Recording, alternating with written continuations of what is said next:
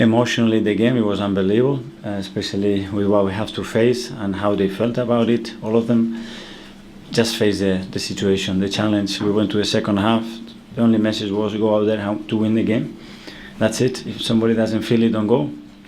And they certainly did it in a really convincing way to deserve to win the game. My manager, MIKEL Arteta, the only instruction was, we're going to win this game in the second half. If you don't feel it, don't go. Simple.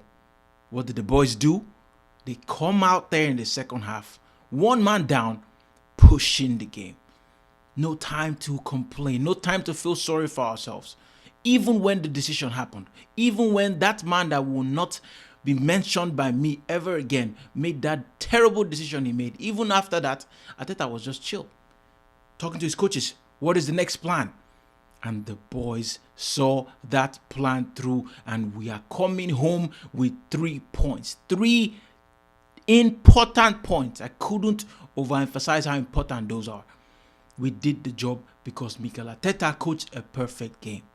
But to talk about this man for a minute, I hate to talk about referees, but this is the same manager who did not book Kovacic.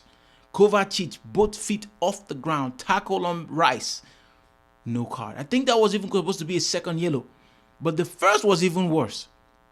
On Odegaard. Dangerous tackle. Higher. Miles Lewis-Kelly just sticks out a leg. And this human being, diva, narcissist, wanting the shine, wanting to make the headlines. Red card. Something we've seen for years, almost a century of football, and it's the same tackle that everybody has made in every country. Only in England, only this referee, only against Arsenal that this happens. It's becoming sickening. Okay, maybe not only against Arsenal. I'm being honest, that's happened to other teams. But this particular referee, who has done this time and time again, there's actually a stat. He's giving more red cards to Arsenal players than anybody else. Than any other team. Arsenal players is giving us, I think, 8 red cards, if I read that stat correctly. It is shocking. But over with. I'm done with talking about this man because I hate to do it. Now to what we actually did. First half, we could have gotten 3 goals. We could have. You know, they asked Mikel Arteta, what does this type of game, this type of win do for your players? Coming through adversity, you know, united front, having one mission, and you actually getting success at the end of that adversity you're facing. What does that do for your team? He went on about, you know, the team has shown me this even in training. They all wanted, they are doing all of that. But I will say, this might be special for us. The mentality of these boys, the way they defended after we went up, a goal up. Not like Wolves gave us a threat, but the fact that any mistake we made, you could see Trossard upset, screaming. Gabriel the same way, Raya the same way. The focus is there. Everybody understands the assignment completely. And coming through that adversity and getting through and winning, this might actually be better than the 5-0 win for us. I'm telling you. But we as a club, Mikel Arteta and the board, they need to help these boys out. It is very clear. He has also said it, to be fair. It is very clear that we need help.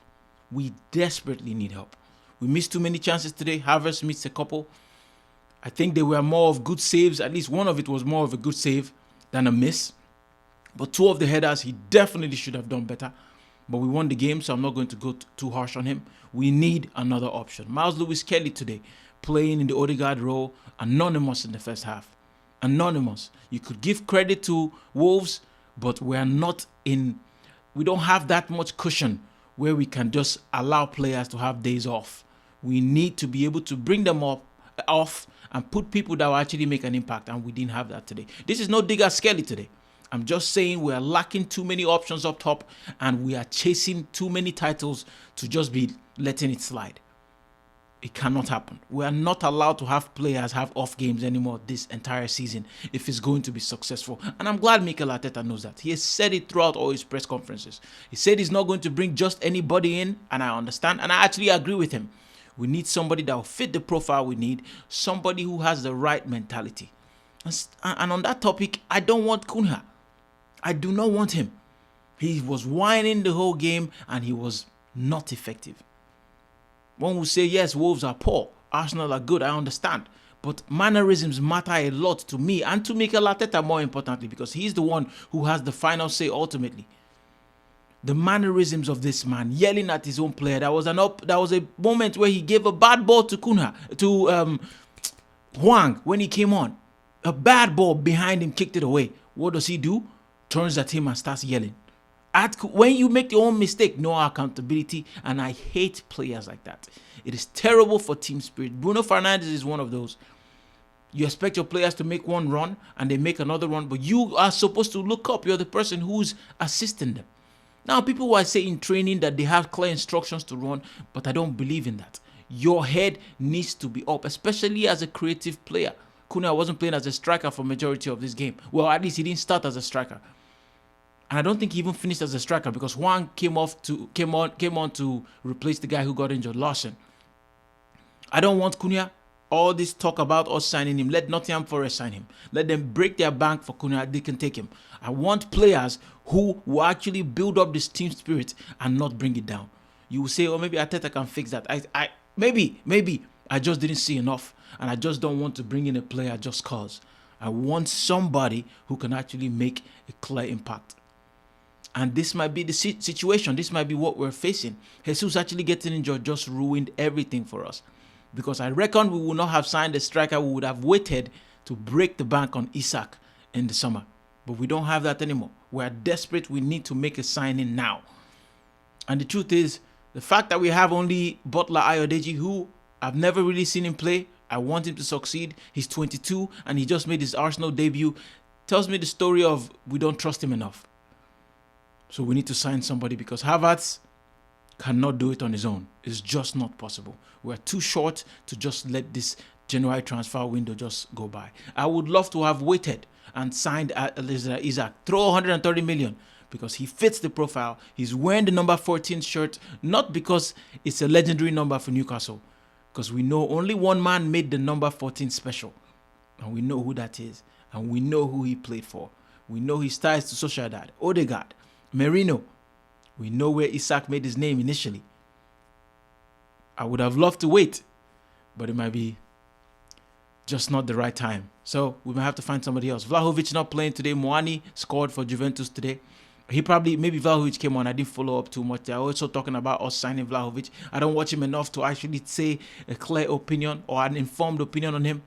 I don't know who we're going to sign, but we need people. I think we need one winger and one striker. Minimum. I would take 2 wingers and a striker. I'm glad we got the 3 points today. I'm glad we came through adversity with success, which is very important. We're keeping Liverpool honest, who blew away Ipswich today. We all knew it wasn't a shocker. I'm glad we did that, and I'm glad we're pushing on. Man City next, I believe, if I'm not mistaken. I'm glad we're going in with 3 points. We have to keep keeping Liverpool honest. 6 points away now. Obviously 9 if they win their game in hand. We just have to keep going. Bournemouth cooking, destroying Nottingham Forest, who were level on points with us at the start of this weekend. 5-0. That Bournemouth manager, I hope Tottenham don't sign him. I need him to be in Bournemouth and keep overachieving. It's great. Let me know your thoughts about this video in the comment section. If you're new here, please subscribe. Like this video, please. Please like this video. It truly helps me out, and it'll help to push this video out and make me a successful YouTuber. Take care. God bless. Have a great weekend. Peace.